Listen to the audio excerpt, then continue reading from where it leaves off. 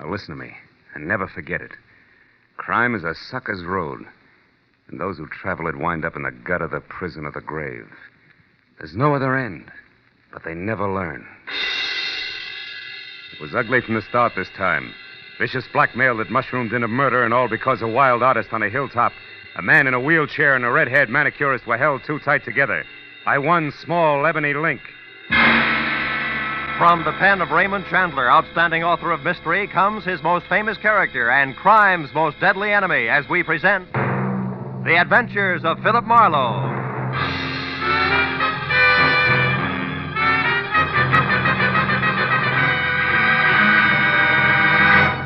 Now, with Gerald Moore, starred as Philip Marlowe, we bring you tonight's exciting story, The Ebony Link.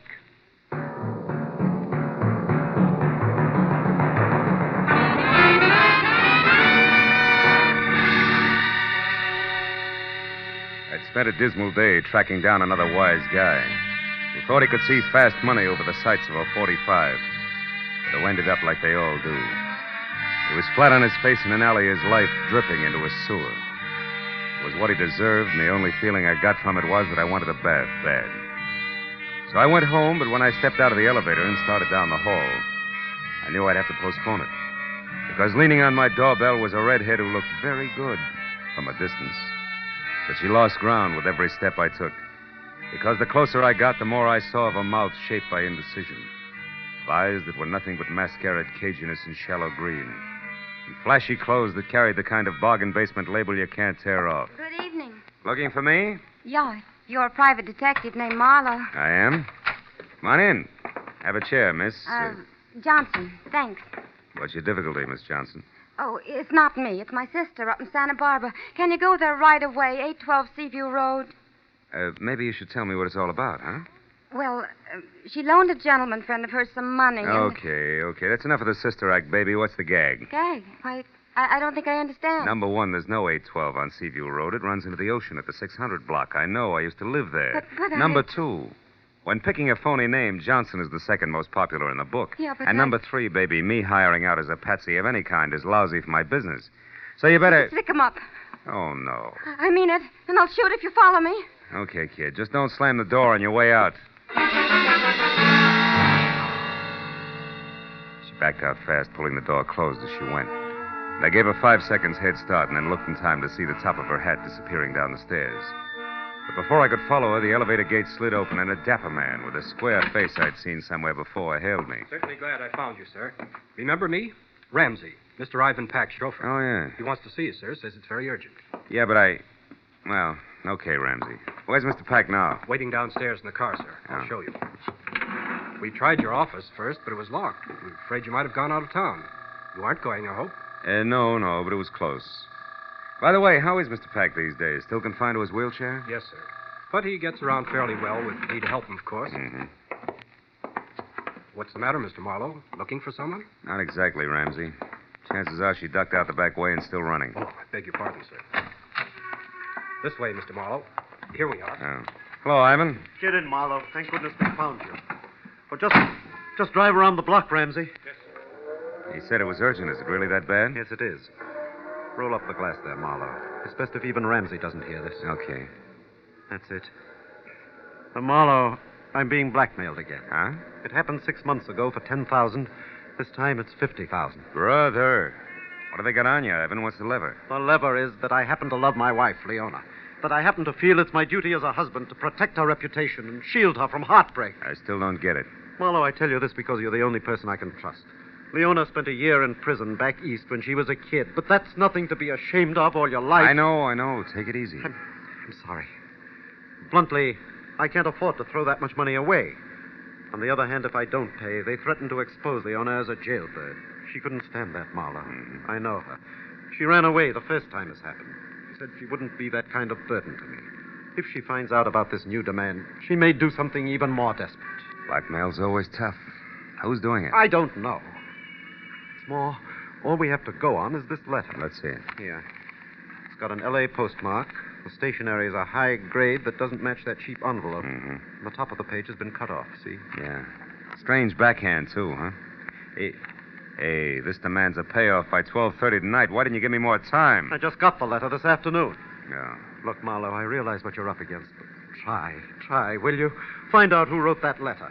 I have two alternatives. Pay him or kill him. Oh, I'm no killer. I'll pay if I have to. But maybe, with luck and your help, we can find a soft spot in his armor. What do you say? Well, I'll try. Don't take any bets, Ivan.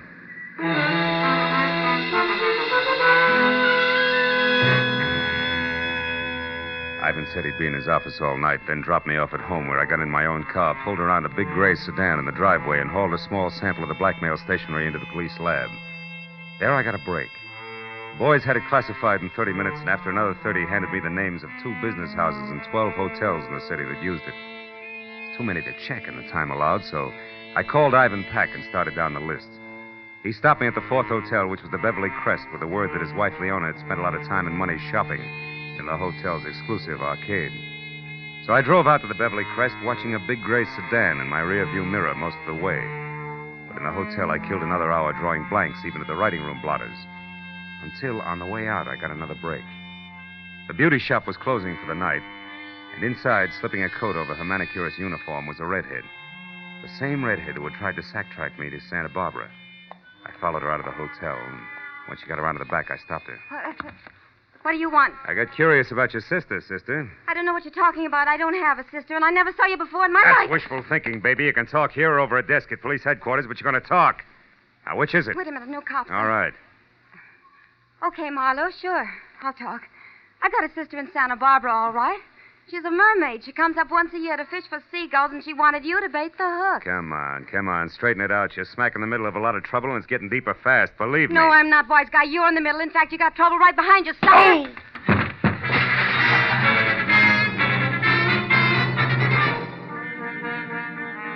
By the time I got untangled from the ash cans, all I could see was the back of a big gray sedan taking a corner so fast I only caught the last 3 numbers of his tag. 440. But as I stood up and dusted myself off, I saw something black and shiny. It was a 5-sided ebony cufflink. I dropped it in my pocket as I went inside the hotel again. A 5 to a bellhop got me the manicurist's real name, Rhea Fleming. But even a 10-spot failed to raise her address, so I called my client again, tried Rhea's name on him. When that missed, I asked permission to go and see Leona about it. That got me 60 seconds of argument, 10 of dead silence, and finally a very reluctant okay from Ivan. 20 minutes later, I pulled up at 94 Camden Drive, in front of a house sprawling in Spanish that was home to Ivan and Leona Pack. And the delicate dark girl with the shy gray eyes who answered the door was Leona herself. Yes? I'm Philip Marlowe from the Sequoia Credit Adjusters, Mrs. Pack. I'm told you patronize a manicurist, Miss Rhea Fleming, at the Beverly Crest Hotel. Why, yes, occasionally. Is anything wrong? Oh, no. Nothing serious at all. May I come in? Oh, of course. I'd like to ask you a few questions about Miss Fleming. Well, I really don't know her very well. Oh, I understand that. But you might know where she lives, for instance, huh? Well, I did happen to drop her off one evening Oh? at the corner of Sunset and Mariposa, I think. Oh, won't you sit down, Mr. Oh, Marlowe? thanks. Where did she live before she came to Los Angeles? I have no idea. You don't, huh? Well, do you happen to know if she writes in a heavy, angular backhand? A heavy... Mm-hmm. Mr. Marlowe, may I see your credentials? Why, of course, if you wish. No, don't bother. It's happened again, hasn't it? Ivan's received another letter, and I'm the... Who are you, really? Private detective working for Ivan? Oh, that's a cheap trick, I admit it. But we wanted to keep this from you, Leona. I won't let it happen to Now, wait a him. minute. I won't. Listen to me. Ivan's doing everything possible to stop this business. Now, give us a chance. You're running away now. It would be the worst thing you could do to it. It's so terribly unfair, Now, Marlowe. we're on your side. Don't you understand that? And you're in a position to help us if you will. Marlowe, is it Rhea Fleming? Well, she's in on it, but not alone. She doesn't have the brains. But whoever is behind it belongs to this ebony cufflink. Ever see it before, Leona? Think hard. No. No, I haven't. Oh, it's too bad. Well, do you happen to know anybody who drives a big gray sedan? The license number ends in 440. That might be Bruce Moracek. Moracek, who's he? An artist Ivan hired to do a portrait of me. Mhm. Picture isn't finished yet. It may never be. Bruce is too temperamental and exacting. But why did you ask about him, Marlowe? Because I've been tailed by a gray sedan since I first started in this mess. Oh, it couldn't be Bruce. I'm sure of that. Now, we'll see. And, Leona, until you hear from me again, promise you won't do anything rash, huh? Where are you going now, Marlowe? Put some pressure on Rhea Fleming. Her character has all the sterling qualities of mud pie, and I think she'll crack just as easily. So long, Leona. I'll call you. In spite of what Leona had said, I still thought there might be more to Bruce Moracek than ever got on canvas. When I was out of the house and halfway to my car, I knew I'd have a chance to find out because across the street, a door flew open on a big gray sedan. Better than 6 feet of swarthy but handsome man clambered out and rushed toward me. It wasn't the lock of black wavy hair that dangled dashingly over one eye, but the fact that his hands were curled into very large fists. It gave me a definite them or us feeling about him, and the closer he got, the more certain I was that I'd have to let him have it first. And when he got within reach, I did just that. Ha! And while you're thinking that one over, chum, try this. How long have you had on that polo shirt? Speak up. All day. Confound you. But you don't have to knock me down to find that out, you idiot. No, it was faster that way, and I'm not through yet. You've been tagging me all night, and I don't like it. How come? You wouldn't understand. Try me. Come on. I haven't got much time. All right. Until yesterday, I was working on a portrait of Mrs. Pack. Yeah? She's an exquisite subject, but I quit because it became impossible. Mm-hmm. She's being so upset by something or someone she doesn't even look like the same person from one day to the next. And that's supposed to explain why you've been tailing me all over town? I told you you wouldn't understand. A portrait artist is not only a painter. He isn't, huh? He must be a psychologist, a doctor, even a detective, if necessary, when his subject's beauty is being destroyed before his eyes. Oh, come on. It's true. So I followed Mr. Peck to you and you to the Beverly Crest Hotel because you are up to something. I want to know what it is. Mm-hmm. Naturally, it wasn't you who put the slug on me at the hotel, huh? The what? The slug. Slug. No. I saw you walk around to the back, but the time I got there, a car was driving off. I thought you were in it, so I tried to follow, but I lost it. Yeah? And then I came up here. Well, let me tell you something, Moracek, for your own good and your subjects. If you're on the level, go home. And if you're not on the level, brother, you better get out of town while you still can. Good night. I looked back just before I turned the corner, and Moracek was still standing where I'd left him. So I drove out to Sunset and down to Mariposa, where I parked, and started walking. And I was more than an hour ringing doorbells, interviewing kids, husbands, and homemakers, and running down false leads before I finally found the mailbox labeled Rhea Fleming, rear, in a brown stucco 2 blocks south. I hacked my way through the underbrush, hugging the front house, to a converted guest cottage in the back, numbered 8811. I didn't bother to knock. I just walked in. Gee, darling, I was beginning to think you'd never get... Marlowe, get out. Get out of here or I'll scream. I scream louder. Who's the boyfriend you're expecting, Rhea? I don't have a boyfriend. It wasn't your grandfather that piled me up at the hotel tonight, baby. It's your last chance. Who was it? I don't seem to recall the incident you refer to, Marlowe. Now, listen, jerk. You're in a rotten blackmailing game right up to your earrings. And what's more, your extortion letter went through the mail. Did you get that? That's a federal rap. You can't beat it. I'm going to see that you don't because I'm sick and tired of fooling with you. You're too stupid to realize when you're licked. Federal rap. I didn't know that, Marlowe. Who are you calling? Cops, of course. I'm through. I'm putting you out of circulation right now. No, wait. Don't do that. I'll tell you who's with me. Okay. It's... No, I can't. Rhea, come back here, you fool! No, don't shoot! Rhea! Holy smoke. Rhea, who was it? Who did this? Gee, I didn't figure it'd go this far. I just didn't realize. No, I guess you didn't, baby. One down and one to go.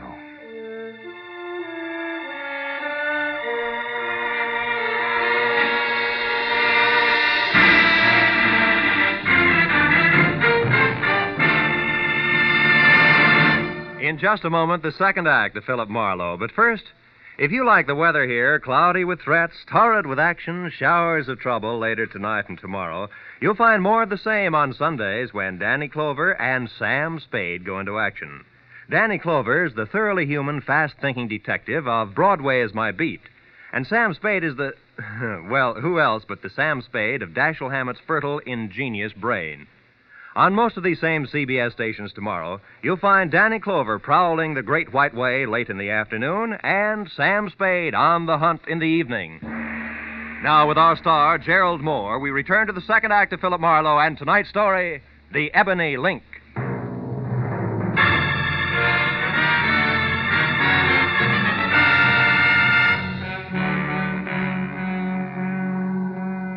As Rhea Fleming's face relaxed in death, the gaping, frightened people who make up every street scene began to gather. And as each newcomer timidly edged forward and then caught his breath at the sight of the dead girl, and in a small, tight voice asked whoever was standing next to him what had happened, only one thought kept running through my mind. Leona's blackmailer and the murderer of Rhea were one and the same. So leaving my card with an old, toothless biddy who demanded to know why I was running away before the police arrived, I piled into my car and headed for Ivan Pack's office on La Brea. I pulled to a stop just as a chauffeur named Ramsey darted out of the building and into the family limousine, parked at the curb, and pulled away fast. But since Pack was the man I wanted to see, I dismissed the thought of a not-so-merry chase, went to the door and knocked. 5 minutes went by before my client wheeled himself out of an inner cubbyhole and opened up. And another 5 while I brought him up to date, blow by blow, the redhead's violent death included. Murdered Marlowe? Yeah. And for my money, the noose fits whoever she's working for, who was also the party that dropped me in the alley behind the Beverly Crest Hotel, and this Ebony cufflink in doing it. Ever see it before? Why, no, I haven't. You sure, Ivan? Sure it wasn't once holding a lot of fancy shirt together for one Mr. Moracek, maybe? Bruce? Well, why him, Marlowe? Because he's been tagging me all night. Say, tell me, Ivan, how well do you know him? I met him about 6 or 7 months ago at my club. I don't remember who introduced us. Yeah, well, that fits. The blackmail started just about that time. Now, look, just to make it a little tighter all the way around. You can't recall who recommended him to you as just the right man to paint Leona's picture, can you? No, I can't. Uh-huh. But on the other hand, Marlowe, neither can I recall having heard anything bad about him. No. Now, look, you say he's been following you all night. Close enough to do a time step. What are you getting at? Just this. Was he around the place where the girl was killed? Well, to my knowledge, no. But that shouldn't mean too much because the murder happened after we had our little run-in. So he'd naturally be careful about my seeing him. Well, Besides, Ivan, he was going to commit murder, so it's a cinch you'd arrive and depart from 8811 Mariposa without fanfare. Mariposa? Yeah. 8811 Mariposa, Marlowe? Yeah. But that's the address I just saw on a slip of paper in Ramsey's desk. There was a phone number, too. Wait a minute. Your chauffeur has Rhea Fleming's address? Yes. Here, get hold of my wheelchair. Sure. It's that far desk there, just inside that partition. You know, Ivan, when I pulled up outside here, I saw Ramsey leave. You know where he was going? Yes, he was going to dinner. Unless he hasn't eaten in 5 years, I don't think that's where he was going. He lurched from the curb like it was on fire. Here you are, Marlowe. The top drawer on the right. Toward the back. I see it. Yeah. 8811 Mariposa, all right. Phone number and nothing else except this. What did you find, Marlowe? A cufflink, Ivan, twin to the one in my pocket. And maybe a murderer who isn't named Moracek. You mean Ramsey? Yeah. Oh, no, that couldn't be. Why not? Ramsey's been here with me for the past 2 hours. So you mustn't discount Moracek or anyone else just because of this cufflink and the address. Well, in that case, no. But I can include Ramsey along with the late Miss Fleming as at least one accomplice on what's fast getting to be a very elaborate setup. Ivan, do you know where Moracek lives? Yes, at his studio. Lookout Mountain Road, just off Laurel Canyon Boulevard. Laurel Canyon. Well, I don't know the exact address, but you ought to be able to get that from Leona. Yeah. Well, I'll get in touch with you later, Ivan.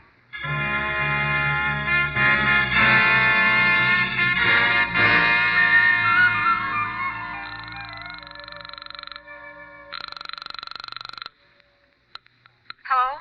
Marlowe, Leona. Now, listen hard. Did Bruce Moracek come up to see you after I left? Yes, he did. What'd he say? Well, only that he'd collided with you on the stairs and that he wanted to know who you were, what business you had with me. Did you tell him? Of course not. I wouldn't tell anybody anything about this. He didn't like that, huh? No, as a matter of fact, that's the reason he went home. Right away? Within 5 minutes. Oh. He said he was going back to his studio and would be there all night if I needed any protection. But why? Is it because of something you found out at Rhea's place? No, it runs the other way. It's what I didn't find out. She was murdered, Leona. She was... Rhea? Who could have done it, Phil? Whoever's blackmailing you, I'm positive. But whether or not that's Moracek, I don't know yet. Now, look, what's the number of his place on Lookout Mountain Road, Leona? Come on, fast. 173. 173. But Thank Phil, you, must and be... goodbye.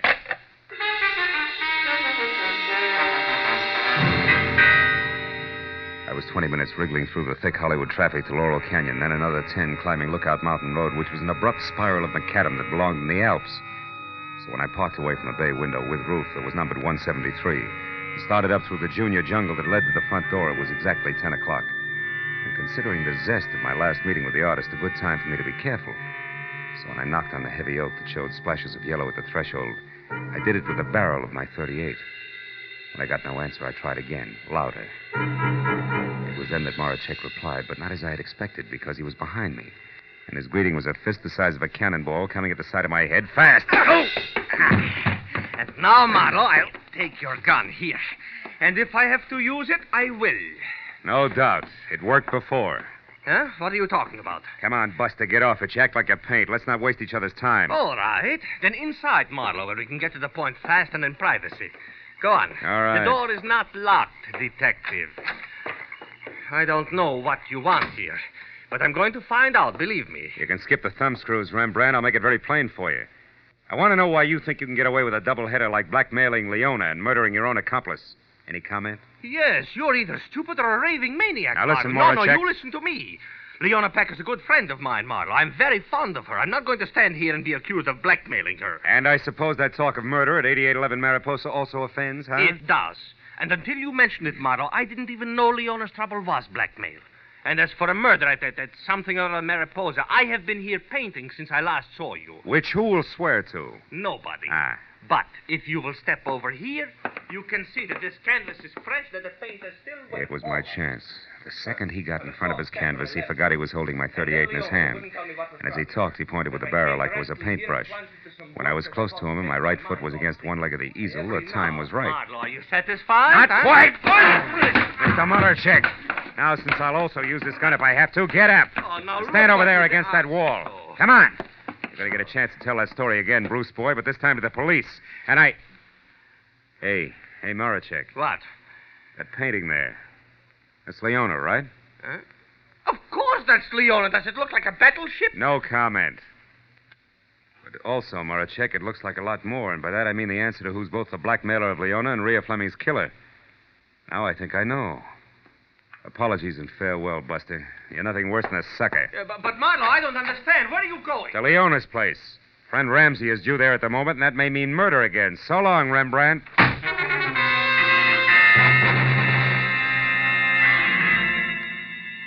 Once I was off the mountain, back onto Laurel Canyon, then over to Sunset, and pointed toward Beverly Hills and Leona's house on Camden Drive. I kept my right foot heavy on the accelerator and my mind working just as fast. Because no matter which way I added things, I was still basing a lot on a little. And a few important points shy of figuring the whole deal. 5 minutes later, when I was parked and walking toward the door of number 94, nothing was any clearer. But then, it didn't seem to matter because when I glanced in a side window as I reached for the doorbell, I saw Leona sitting alone on the edge of the couch like it was going to blow up any minute.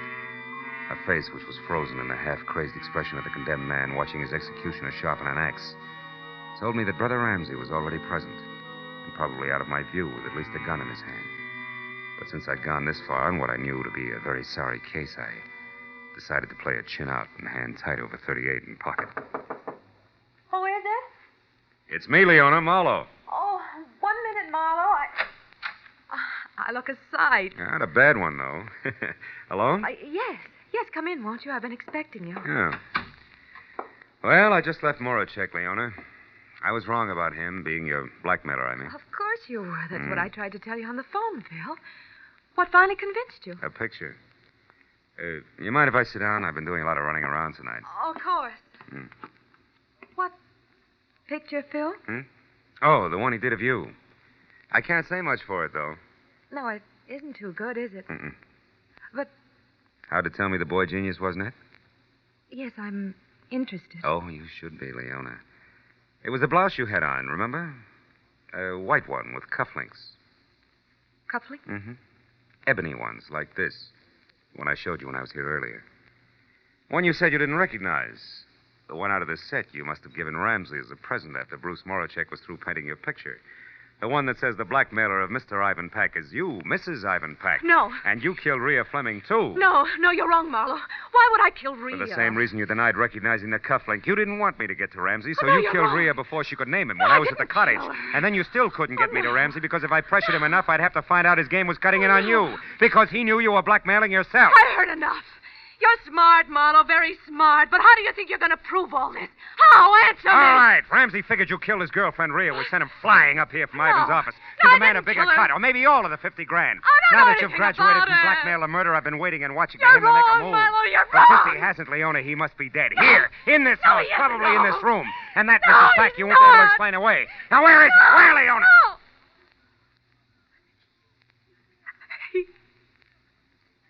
He's there, Marlowe.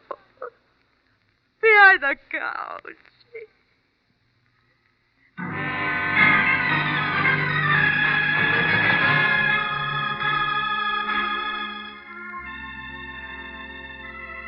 I called Ivan Pack and told him he wouldn't have to pay the blackmail money and why.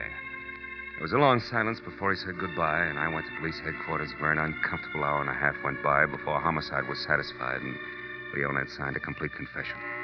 So by the time I got over to my client's office on La Brea, where I knew I had to go, it was almost 12:30, the hour originally set for the payoff. When I was inside and sitting next to the man in the wheelchair whose watered eyes never left my face, it was exactly that, straight up and down. A little clock in the corner of the room said so. Well, Marlowe, I just saved $50,000, didn't I? Maybe a little more than that, Ivan. Maybe unhappiness for years to come, huh? Yes, I suppose so. Leona wanted two things, Ivan. Your dough and Bruce Morachek. She didn't get either one. The 10 grand you paid the first time and the money she was going to get tonight would be a bait to catch a starving artist. But I was wrong about him. He wasn't interested except as an artist. And your chauffeur and your wife's manicurist knew enough between them to try to get a piece of that dough for themselves. Yes, I owe you a lot, Marlowe. Oh. After all, I just said I saved $50,000, didn't I? Even though I lost a wife. Good night, Marlowe. I'll talk to you tomorrow. Sure. Night, Evan.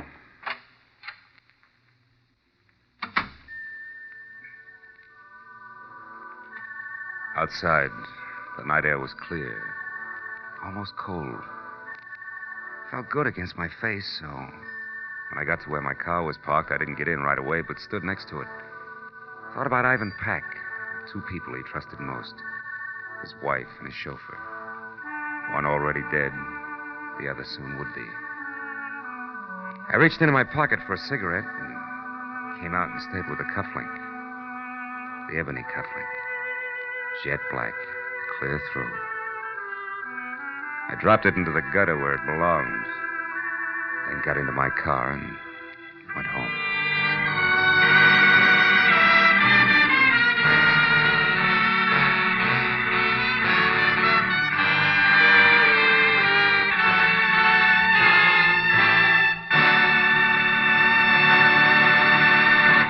The Adventures of Philip Marlowe, created by Raymond Chandler, star Gerald Moore, and are produced and directed by Norman MacDonald. Script is by Mel Donnelly, Robert Mitchell, and Gene Levitt. Featured in the cast were Edgar Barrier, Gene Bates, Larry Dobkin, Georgia Ellis, and Ron Brogan. The special music is by Richard O'Runt. Be sure and be with us again next week when Philip Marlowe says... I was hired to find a thief, and I did. 1,000 miles from home. But first I found a hammy Othello, a lush with a Luger, and a fresh corpse in the closet. All because the only woman in sight wouldn't play fair.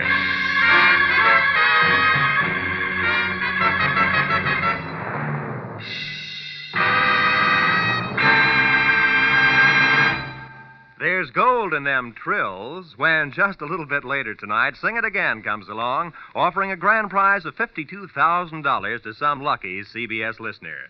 Phone calls will be going out to listeners from coast to coast asking for answers to the merry, tuneful riddle songs, which, if you solve one correctly, gives you a chance at the fabulous Phantom Voice Award. Tonight, it's 27,000 in wonderful prizes if you can tell who the Phantom is, plus 25,000 in cash if you can answer one more question about him. So stay tuned to CBS for Sing It Again, which comes along later tonight, and for Gangbusters, which follows immediately over most of the same CBS network stations. This is Roy Rowan speaking.